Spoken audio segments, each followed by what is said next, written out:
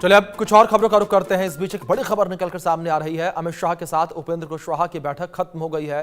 45 minute तक चली दोनों नेताओं की बैठक। उपेंद्र कुशवाहा के साथ नित्यानंद राय भी मौजूद रहे।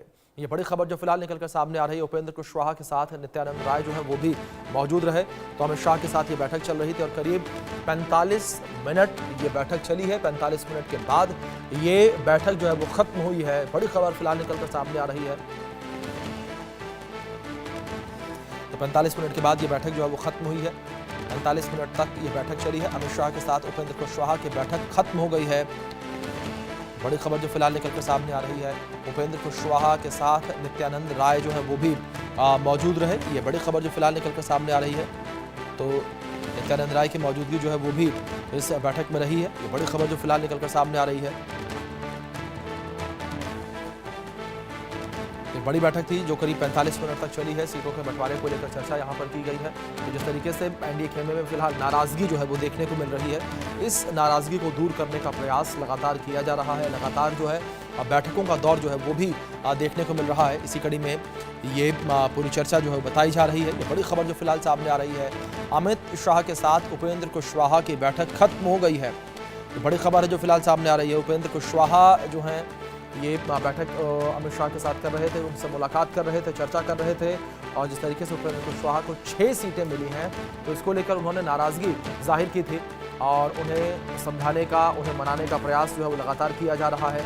और एनडीए खेमे में सीटों के बंटवारे को लेकर नाराज़गी की खबरें जो हैं वो लगातार निकलकर सामने आ रही हैं। चाहे वो नीतीश कुमार ही क्यों ना हो, वो भी नाराज़ हैं सीटों के बंटवारे को लेकर। दूसरी ओर जीतन राम मांझी जो है वो भी नाराज़ नजर आए थे। उन्होंने ट्वीट भी किया था, लेकिन साथ ही साथ उन्होंने ये भी कहा था कि जंगलराज की समाप्ति के लिए हम सब साथ हैं। तो ऐसे में सीट बंटवारे को लेकर नाराज़गी का दौर लगातार जारी। ये बड़ी खबर जो फिलहाल निकलकर सामने आ रही है।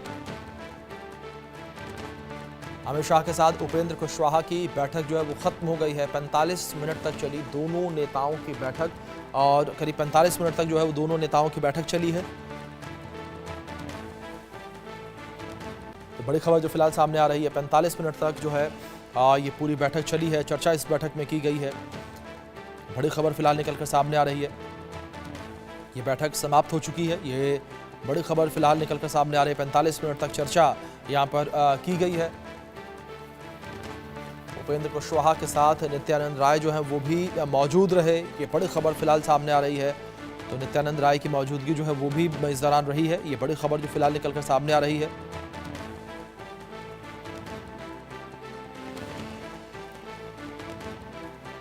इस बीच हमारे सहयोगी संजय शर्मा जुड़े हैं, रुक करेंगे इन्फॉर्मेशंस के लिए। संजय, जानकारी आपसे चाहेंगे यहाँ पर इस बैठक को लेकर क्या जानकारियां, क्या इन्फॉर्मेशंस फिलहाल आपको मिली हैं इस बैठक को लेकर कि किन महत्वपूर्ण बिंदुओं पर चर्चा इस बैठक में की गई?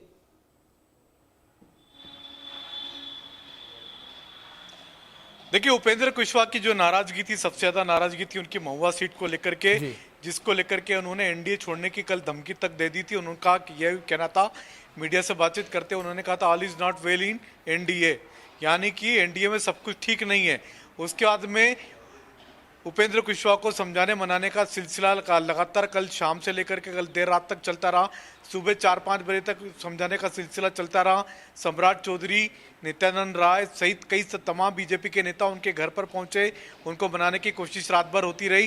लेकिन जब नहीं माने तब उन्होंने जिद रख दी कि अमित शाह के साथ मिलकर के बात करना चाहेंगे।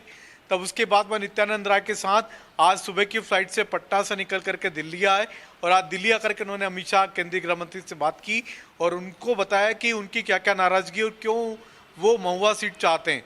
तो महुआ सीट पर उपेंद्र कुशवाहा अपने बेटे को लड़ाना चाहते हैं चुनाव, उनकी पत्नी की को भी लड़ा सकते हैं। वो अपने परिवार के लिए महुआ सीट चाहते थे जो कि चिराग पासवान को देने से नाराज थे।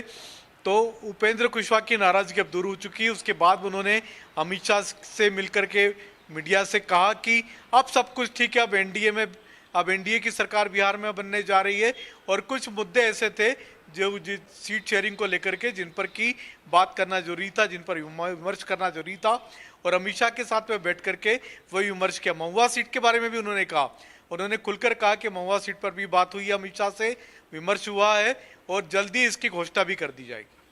जी।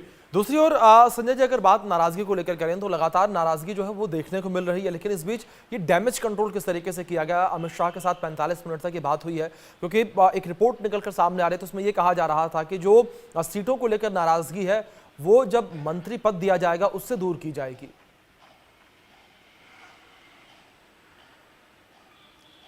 देखिए, खाली उपेंद्र कुशवाहा नाराज नहीं, अभी नीतीश कुमार भी नाराज हैं और वो भी चिराग पासवान को जो लगभग 9 सीटें दी गई थी उनको लेकर के नाराज थे। तो नीतीश कुमार ने 2 जगहों पर ऐसे अपने कैंडिडेट खड़े कर दी जो कि सीटें चिराग पासवान को दी गई थी।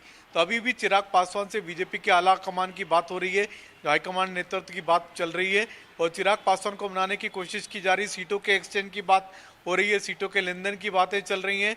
महुआ सीट भी उनसे छोड़ने की बात कही जा रही है।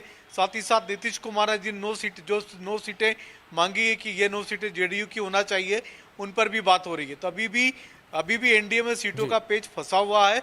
सीटों का पेच आज शाम तक या आज रात तक दूर होने की संभावना है। बिल्कुल संजय जी, जिस तरीके से आपने जिक्र किया कि आज शाम तक इस तरीके से तस्वीरें क्लियर होती हैं, उस पर आप भी नजर बनाए रखें। फिलहाल बहुत शुक्रिया जुड़ने के लिए और जानकारियों के लिए। बिहार चुनाव को लेकर